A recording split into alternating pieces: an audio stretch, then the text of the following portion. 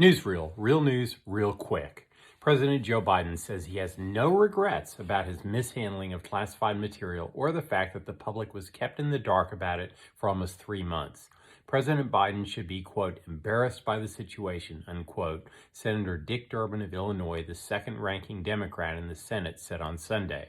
During a search on Friday of Biden's Delaware home, the FBI found additional documents with classified markings and took possession of some of his handwritten notes. Democrat Senator Joe Manchin of West Virginia said the president should have a lot of regrets. Embattled New York Congressman George Santos, who said reports he performed as a drag queen were, quote, categorically false, now has shifted his story that, quote, I was young and I had fun at a festival. Sue me for having a life, unquote.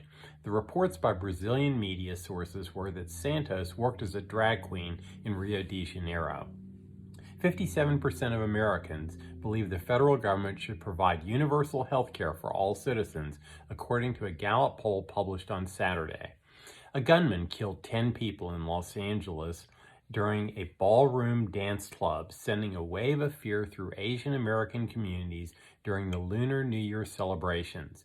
The suspect, 72-year-old Hu Can Tran, killed himself on Sunday in a van he used to flee after he had tried to attack a second dance hall in Monterey Park, California. House Democratic Whip Catherine Clark's daughter, Riley Powell, age 23, has been charged with assault after an altercation with a police officer trying to arrest her for allegedly spray painting anti-cop messages on Saturday night.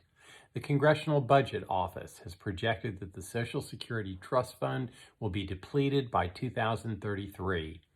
And the Eddie Aku Big Wave Invitational, dubbed the Super Bowl of Surfing, will proceed for the first time in 7 years in Hawaii with towering wave faces and a gigantic swell expected to grow. Female surfers will compete against the men for the first time in the 39-year history of the event.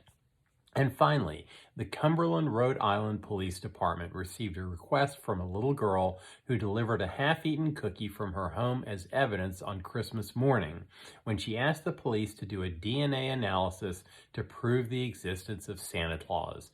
Good luck with that investigation. And that's the way the world is. See you next time.